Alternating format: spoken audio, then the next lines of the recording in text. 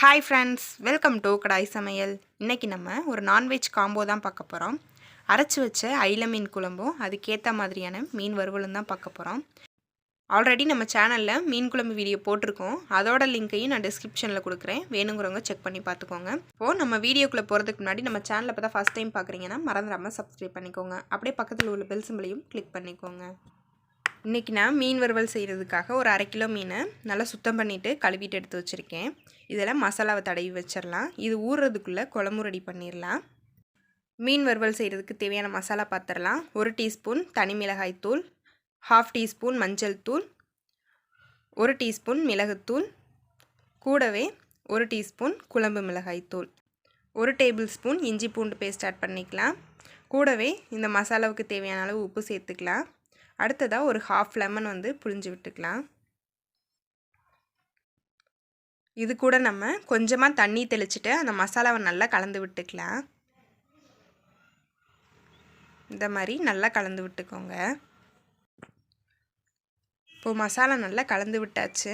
இதில் நம்ம வாஷ் பண்ணி வச்சுருக்க மீனை ஒவ்வொன்றா எடுத்து எல்லா பக்கமுமே அந்த மசாலா போய் சாடுற மாதிரி நல்லா தடவி விட்டுக்கலாம். இந்த மாதிரி உள்ளே எல்லாமே மசாலா தடவி விட்டுக்கோங்க. அப்படின்னா தான் எல்லா பக்கமும் ஈவனாக மசாலா சேரும். இதே மாதிரியே இருக்க எல்லா மீன்லேயும் மசாலா தடவி வச்சிடலாம். நம்ம மசாலா தடவி வச்சுட்டு குழம்பு வைக்க ஆரம்பித்தோன்னா இந்த மீன் நல்லா ஊறிடும். அதுக்கப்புறமா மீனை பொரிச்சு எடுத்துக்கலாம். இப்போது எல்லா மீன்லேயும் மசாலா தடவி விட்டாச்சு. இதை நீங்கள் வெளியிலையும் வச்சுக்கலாம், இல்லை ஃப்ரிட்ஜில் கூட ஒரு 1/2 அன் ஹவர் வச்சு எடுத்துக்கலாம். இது அப்படியே இருக்கட்டும். இப்போ நான் குழம்பு செய்கிறதுக்காக 1 கிலோ மீனை நல்லா சுத்தம் பண்ணிவிட்டு கழுவிட்டு எடுத்து வச்சுருக்கேன். அடுத்ததாக நம்ம மசாலா ரெடி பண்ணிக்கலாம். அதுக்கு ஒரு கடாய் சூடு பண்ணிவிட்டு தேவையான அளவு எண்ணெய் ஊற்றிக்கலாம். எண்ணெய் நல்லா சூடானதும் ஒரு 15 சின்ன வெங்காயம் சேர்த்துக்கலாம். கூடவே ஒரு 10 பல் பூண்டு, இது கூடவே மீடியம் சைஸ் தக்காளியாக ஒரு 3 தக்காளி கட் பண்ணிவிட்டு சேர்த்துக்கலாம். அடுத்ததாக ஒரு கொத்து கருவேப்பிலை ஆட் பண்ணிக்கலாம். 1 டீஸ்பூன் சோம்பு சேர்த்துக்கலாம். இதெல்லாமே சேர்த்துட்டு நல்லா வதக்கி விட்டுக்கோங்க. நம்ம நார்மலாக பண்ணுற மீன் குழம்பை விட இந்த மாதிரி வதக்கி அரைச்சி பண்ணும்போது டேஸ்ட் ரொம்ப சூப்பராக இருக்கும்.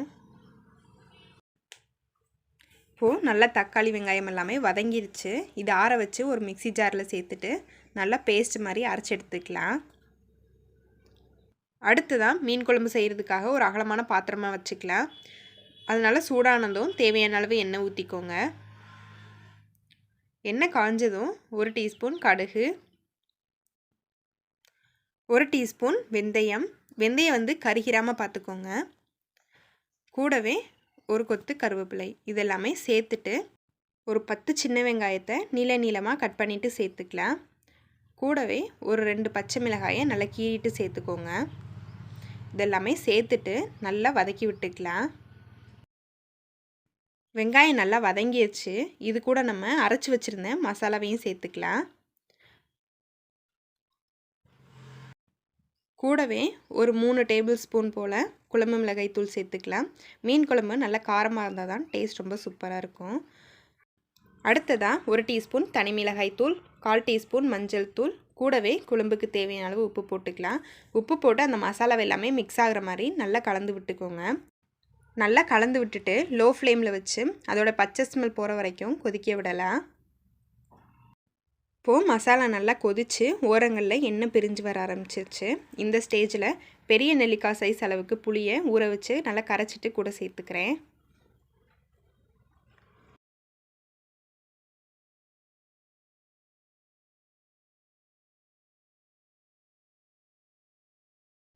புளித்தண்ணி சேர்த்துட்டு நல்லா கலந்து விட்டுக்கலாம். அந்த மசாலா நல்லா மிக்ஸ் ஆகிற மாதிரி நல்லா கலந்து விட்டுக்கலாம்.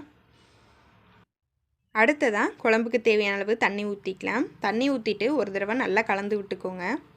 கலந்து விட்டு ஒரு மூடி போட்டு இதை நல்லா ஒரு 10 நிமிஷத்துக்கு கொதிக்க விடுவோம்.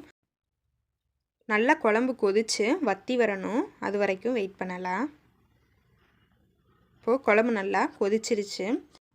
இப்போது நம்ம வாஷ் பண்ணி எடுத்து வச்சுருந்த மீனை ஒவ்வொன்றா கூட சேர்த்துக்கலாம். மீனை அங்கங்கே ஒவ்வொன்றா போட்டு விட்டுக்கோங்க. இப்போது மீன் எல்லாமே குழம்புல போட்டாச்சு. இதை கரண்டி வச்சு கிண்டக்கூடாது. இந்த மாதிரி ஒரு துணி பிடிச்சிட்டு நல்லா குலுக்கி விட்டிங்கன்னா அந்த குழம்பு போய் மீனில் நல்லா போய் மிக்ஸ் ஆகிரும். எல்லா பக்கமும் ஒரே மாதிரி நல்லா வெந்து வரும். இப்போ இது ஒரு 5 நிமிஷத்துக்கு மட்டும் நல்லா லோ ஃப்ளேமில் வச்சு கொதிக்க விட்டுக்கலாம். இப்போது குழம்பு நல்லா கொதிச்சிருச்சு. மீன் எல்லாமே நல்லா உடையாமல் வெந்து வந்திருக்கு. மீன் எடுக்கிறதுக்கு எப்போவுமே இந்த மாதிரி ஏந்தலான கரண்டியாக யூஸ் பண்ணிக்கோங்க. அப்படின்னா தான் மீன் உடையாமல் இருக்கும். ரொம்பவே சுவையான அரைச்சி வச்ச அயில மீன் குழம்பு ரெடி ஆகிடுச்சு. அடுத்ததாக மீன் பொரிச்சு எடுத்துக்கலாம். இன்றைக்கி நான் மீனை ஷாலோ ஃப்ரை தான் பண்ண போகிறேன். அதுக்காக ஒரு தோசை தவாவில் எண்ணெய் சூடு பண்ணியிருக்கேன். நல்லா எண்ணெய் சூடானதும் ஒவ்வொரு மீனாக போட்டுக்கலாம்.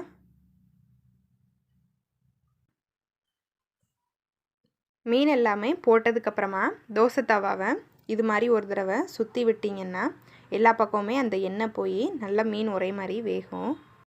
நம்ம கடையில் மீன் மசாலா வாங்கி பரட்டி வைக்கிறத விட இந்த மாதிரி வீட்டில் உள்ள மசாலா பொடி வச்சு ரெடி பண்ணிட்டோன்னா ரொம்பவே ஹெல்த்தியானதாகவும் இருக்கும். அதே சமயம் ரொம்ப டேஸ்டியாகவும் இருக்கும். இப்போது மீன் நல்லா வெந்துருச்சு. இது இன்னொரு பக்கமாக பரட்டி போட்டுடலாம்.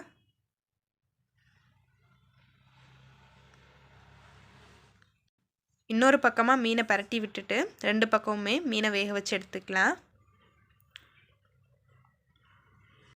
இப்போது மீன் 2 பக்கமும் வெந்துருச்சு. ரொம்பவே சுவையான எல்லாருக்குமே ரொம்ப பிடிச்ச மீன் வறுவல் ரெடி ஆகிடுச்சு.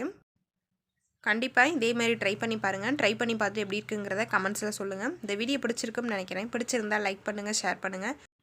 மறந்துடாமல் கடாய் சமையலை சப்ஸ்கிரைப் பண்ணிக்கோங்க. அப்படின்னா தான் ஒவ்வொரு தடவை வீடியோஸ் போடும்போதும் உங்களுக்கு நோட்டிஃபிகேஷன் வரும். நீங்களும் வீடியோ மிஸ் பண்ணாமல் தொடர்ந்து பார்த்துட்டே இருக்கலாம். தேங்க்யூ ஃபார் வாட்சிங்.